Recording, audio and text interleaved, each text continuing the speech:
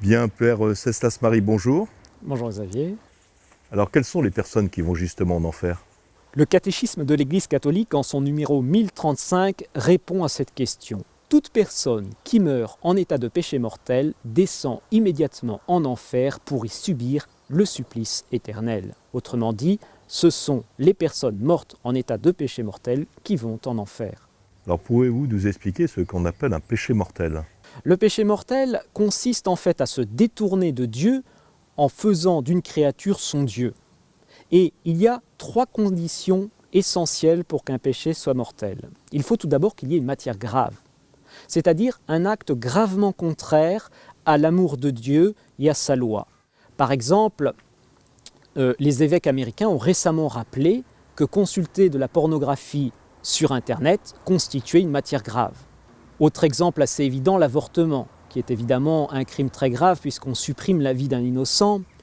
Une autre matière grave, peut-être un peu moins connue, et qui peut sembler bénigne à certains, alors que c'est quelque chose de grave, c'est rater sans motif valable la messe le dimanche.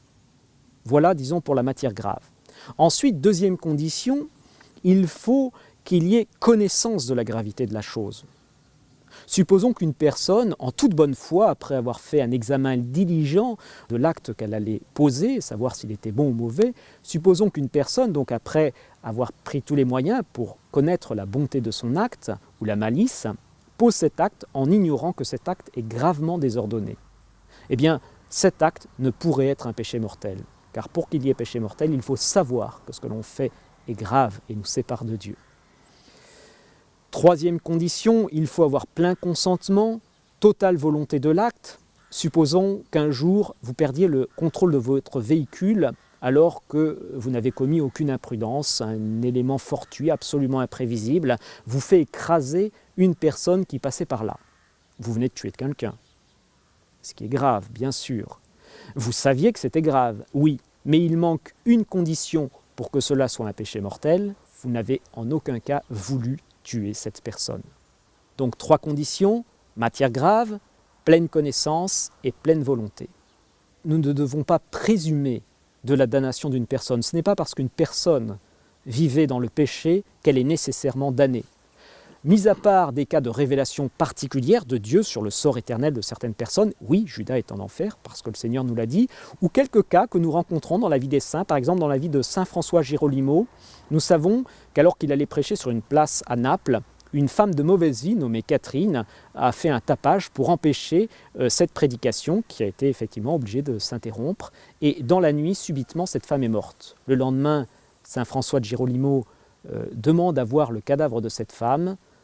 Il arrive devant ce cadavre accompagné de plusieurs témoins et sous l'inspiration de Dieu, il demande à cette femme « Dites-nous où vous êtes ». Les yeux du cadavre s'ouvrent et d'une voix sépulcrale qui fait trembler tout l'auditoire « Je suis en enfer », répond Catherine. Voilà. Donc, mis à part des cas bien particuliers de révélation publique ou privée faisant savoir la damnation d'une personne, nous ne devons pas présumer du sort éternel des personnes selon leur vie de péché éventuellement. Et à contrario, le Seigneur nous fait parfois savoir que des personnes pour lesquelles nous n'aurions pas donné cher de leur salut ont en fait été sauvées. Nous avons le cas célèbre du père Lieberman, un juif converti qui, une fois ayant connu le Christ, a bien sûr voulu faire partager son grand bonheur à toute sa famille et notamment à sa mère. Il est devenu religieux et il priait tous les jours pour la conversion de sa mère. Or, un jour, il apprend que sa mère est morte subitement. Il est désespéré car il est persuadé qu'elle est en enfer. Il va se jeter au pied du tabernacle et adresser presque des reproches au Seigneur en lui disant « Mais j'ai prié tous les jours pour sa conversion, j'ai fait des sacrifices, comment avez-vous pu permettre qu'elle se perde ?» Et là, il entend une voix du tabernacle qui lui dit « Mais qu'en sais-tu ? En raison de toutes tes prières et de tous tes sacrifices, au dernier instant, j'ai accordé à ta mère une lumière de grâce si puissante que son dernier acte a été de dire « Je meurs dans la religion de mon fils ». Elle est au purgatoire, prie pour elle. Alors, tout le monde n'a pas un intercesseur ou des personnes qui prient pour son âme. Comment peut-on échapper à l'enfer? Donc, après ce que nous venons de dire, je dirais pour notre cas personnel, pour échapper à l'enfer, eh bien, il faut mourir en état de grâce. C'est la grâce du salut qui porte un nom tout à fait particulier en théologie, c'est ce qu'on appelle la grâce de la persévérance finale. Cette coïncidence entre l'instant de la mort et le fait d'être en état de grâce, c'est un don gratuit de Dieu qu'il nous faut demander tous les jours au bon Dieu dans notre prière. Seigneur, conduisez-moi dans votre paradis. Également, si nous avons conscience d'un péché grave, il ne faut pas rester ainsi dans notre vie, car nous ne connaissons ni le jour ni l'heure. Et si la mort nous trouve dans cet état-là, c'est la catastrophe éternelle. La dévotion aussi peut-être des 5 premiers samedis du mois? Alors, effectivement, la Sainte Vierge à Fatima est venue nous montrer l'enfer, mais c'est bien sûr dans le but de nous inciter à tout faire pour ne pas y aller. Et elle est venue nous apporter un remède salutaire à la damnation. Ce remède, c'est la dévotion à son cœur immaculé. La Sainte Vierge a promis que toutes les personnes qui embrasseraient cette dévotion à son cœur immaculé, ces personnes, la Sainte Vierge les assisterait au moment de leur mort avec toutes les grâces nécessaires pour le salut. En quoi consiste la dévotion au cœur immaculé de Marie? Il s'agit, pendant 5 mois consécutifs, le premier samedi du mois, de se confesser et de communier avec l'intention de réparer les offenses et outrages faits au cœur immaculé de Marie. Ce même jour, il faut également dire le chapelet et méditer pendant 15 minutes les 15 mystères du rosaire. On peut peut-être aussi parler du scapulaire du Mont Carmel?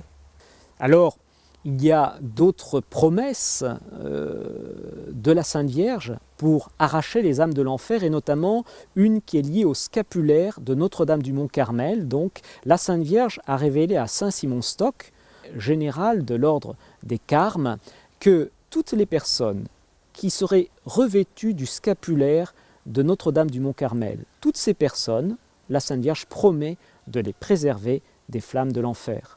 Et le salut, c'est une affaire collective en quelque sorte, et nous sommes responsables, entre guillemets, du salut, spécialement comme nous sommes les disciples du Christ. Nous ne pouvons pas supporter l'idée qu'une seule âme se perde, et Saint Dominique, par exemple, n'en dormait pas. L'idée qu'une seule âme aille en enfer l'empêchait de dormir. Il passait ses nuits à prier en répétant cette parole: que vont devenir les pécheurs? Donc, nous-mêmes, si la charité, si l'amour de Dieu habite notre cœur, nous ne pouvons pas supporter l'idée qu'une seule âme se perde. Cela doit nous stimuler, nous motiver pour prier et pour faire pénitence pour ces âmes. Notre-Dame l'a dit à Fatima, beaucoup d'âmes vont en enfer parce que personne ne prie et se sacrifie pour elles. Ce sont nos prières, ce sont nos sacrifices offerts par amour en union avec le Christ en croix qui font descendre des torrents de grâce sur les âmes et qui peuvent convertir le petit Chinois qui est actuellement agonisant à l'autre bout de la planète parce que nous avons accepté tel petit renoncement, parce que nous avons su offrir tel sacrifice. On a un fait marquant dans la vie de Josaphat Mendez. Elle a eu la visite de 2 âmes damnées. Et ces 2 âmes lui révèlent qu'elles ont perdu leur salut parce qu'elle a refusé à 2 reprises un petit sacrifice. Nous ne savons pas ce que peuvent faire de bien ces petits actes d'amour qui parsèment nos journées. C'est par ces actes-là que nous pouvons participer au salut du monde. En fait, on peut tout à fait le remettre dans le contexte de l'année de la miséricorde, puisqu'en fait, c'est ce que nous appelons une œuvre de miséricorde spirituelle. Absolument. Parmi les œuvres de miséricorde spirituelle, il y en a une qui s'appelle la prière pour les vivants et pour les morts. La prière pour les vivants, c'est d'une certaine façon la plus capitale, parce que nous prions pour le salut des âmes. C'est ça, la prière pour les vivants essentiellement. Et c'est donc la plus belle œuvre de miséricorde que l'on puisse offrir, acheter, participer au salut des âmes par la prière, en demandant au ciel la grâce pour la conversion des pécheurs et qu'ils soient sauvés. Merci beaucoup mon père.